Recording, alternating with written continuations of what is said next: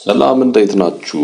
የሀገረኛ ቲዩብ ቤተሰቦች እንግዲህ ዛሬ ወደ ቦረና ሳይንስ ብሔራዊ ፓርክ በመጓዝ በፓርክ ውስጥ የሚገኙ ብርቅዬ እንስሳቶች፣ እጽዋቶች እንዲሁም አዕዋፋቶች የመልክዓ ምድሩ አቀማመጥ እንዴት ማራኪ እንደሆነና እንዴት እንደሚያስደስት አብረን የምናየው ይሆናል። እንግዲህ ቦረና ሳይንስ ብሔራዊ ፓርክ በአማራ ክልል ደቡብ ወሎ ዞን በቦረና ወረዳ መሃል ሳይንት ወረዳ እንዲሁም ወረሂመኑ ወረዳዎችን ያካለለ በእነዚህ ወረዳዎች መሃል ድንበር አካባቢ የሚገኝ ከኃይለ ሥላሴ ዘመነ መንግስት ጀምሮ ጥብቅ ደን በመባል ሲጠበቅና እንክብካቤ ሲደረግለት የቆየ የተፈጥሮ ሀብት ነው። በደርግ ዘመን ጥብቅ ደን ሆኖ የቀጠለ ሲሆን በአካባቢውን በሚያስተዳድሩት ወይም በሚገዙት የጎበዝ አለቃ አቢ መኮንን ሐሰን አማካኝነት የተወሰኑ ክፍተት ያለባቸው ቦታዎች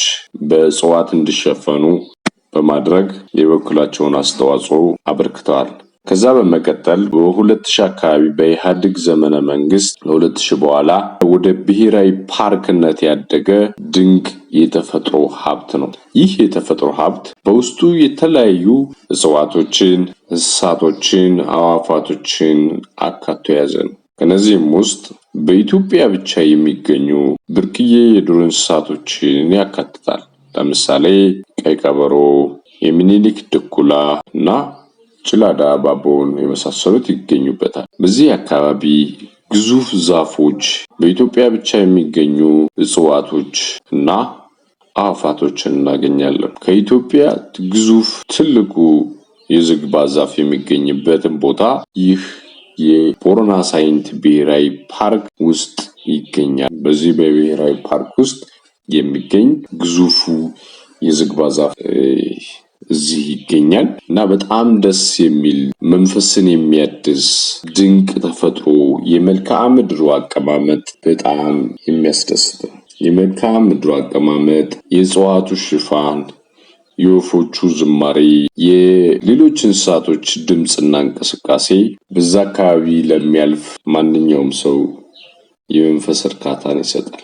ይህ ብሔራዊ ፓርክ ግዙፍና ብዙ እምቅ የተፈጥሮ ሀብቶችን የያዘ ቢሆንም በዛ ልክ እውቅናና የጉብኝት ሂደቶች ሲደረጉለት አይታይም።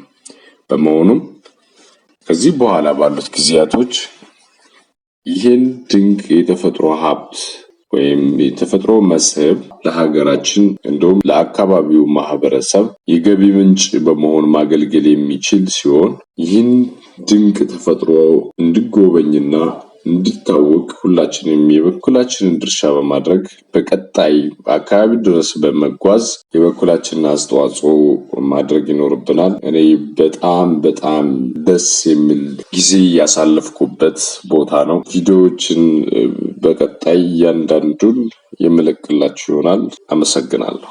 ላይክ፣ ሼር እና ሰብስክራይብ በማድረግ ያበረታቱ።